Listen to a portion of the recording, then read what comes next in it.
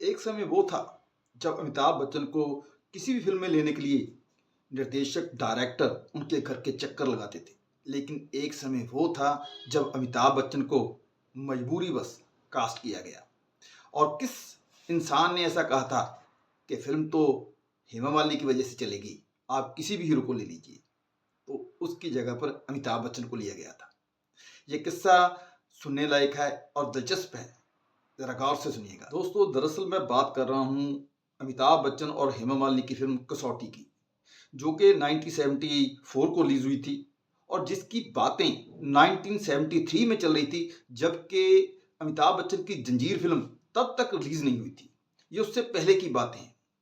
तब तक अमिताभ बच्चन को एंग्री यंग मैन का टैग नहीं मिला था। कोई भी उन्हें एंग्री यंग मैन के तौर पर नहीं जानता था। लेकिन उस समय हेमा मालिनी एक अच्छी और स्टैब्लिश अभिनेत्री बन चुकी थी, क्योंकि उनकी सीता और गीता फ़िल्म रिलीज़ हो चुकी थी और उसमें उनकी दोहरी भूमिका कमाल कर गई थी। उससे प्रसिद्ध हुई हेमा मालिनी प्रोड्यूसर और डायरेक्टरों ने लाइनें लगा दी थी और इस फ़िल्म के हीरोइन के बतौर हीरोइन। लेकिन जब प्रोड्यूसर ने हेमा मालिनी तक अप्रोच की, तो हेमा मालिनी के सेक्रेटरी ने बहुत भारी फीस की डिमांड कर दी। उनकी फीस सुन के प्रोड्यूसर ये सोचने लगा कि अगर सारे पैसे मैं हेमा मालिनी को दे दूंगा तो पिक्चर कैसे बनाऊंगा, फिल्म कैसे बनाऊंगा। हेमा मालिनी की फीस सुनकर, उसके सेक्रेटरी से उनके मुंह से ये फीस सुनकर प्रोड्यूसर देखता रह गया। उसने जवाब दिया कि अगर मैं सारे पैसे हेमा मालिनी को दे दूंगा तो मैं हीरो को पैसे कहाँ से दूंगा और पिक्चर कैसे बनाऊंगा।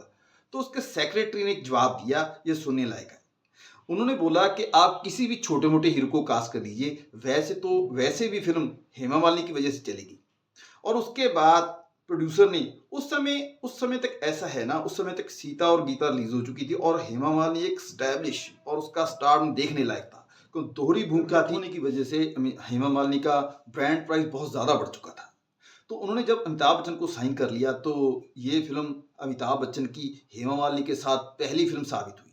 हालांकि अमिताभ बच्चन ने हेमा मालिनी के साथ गहरी चाल फिल्म में भी काम किया था, लेकिन उस फिल्म में वो हीरो नहीं थे, वो हेमा मालिनी के भाई बने थे।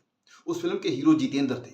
इंडस्ट्री में अमिताभ बच्चन की खबरें तो थी और ये भी सबको मालूम था कि अमिताभ बच्चन के साथ प्राण साहब ने काम किया और प्राण साहब का एक बड़ा हाथ है उनको जंजीर फिल्म में काम दिलाने के लिए। तो उस फिल्म की स्टार कास्ट को मजबूत बनाने के लिए प्राण साहब को भी लिया गया। अब इस फिल्म में किसी को इस फिल्म की स्टोरी या इसकी स्टार कास्ट का पता हो या ना पता हो, मालूमात हो या ना मालूमात हो, लेकिन प्राण साहब पर फिल्माया गया उनका एक गाना, बोलेगा तो बोलोगे कि बोलता है, ये हर किसी को मालूम है, हर किसी को पता है, हर किसी की जुबान पर गाहे बगाहे आ ही जाता है। एक बात इस फिल्म की और गौर करने लायक है कि ये फिल्म रिलीज होने तक अमिताभ बच्चन पॉपुलर हो चुके थे। वो एंग्री यंग मैन के तौर पर स्टैब्लिश हो चुके थे। उनको लोग एंग्री यंग मैन के तौर पर जानने लगे थे, क्योंकि अमिताभ बच्चन की जंजीर फिल्म 1973 के मई महीने रिलीज हो चुकी थी और जो कसौटी फिल्म है 1974 के अगस्त महीने में रिलीज हुई थी। और ये बातें हो रही थी 1973 से पहले हो रही थी, इसकी स्टार कास्ट के समय। लेकिन जब तक ये फिल्म रिलीज हुई तब तक Amitabh Bachchan angry young man तौर पर स्थापित हो चुके थे और इसीलिए इस फिल्म ने थोड़ा बहुत बिजनेस किया, अन्यथा ये भी अमिताभ बच्चन की बाकी फिल्मों की तरह फ्लॉप हो जाती। तो समय कैसी करवट लेता है ये आप देख लीजिए।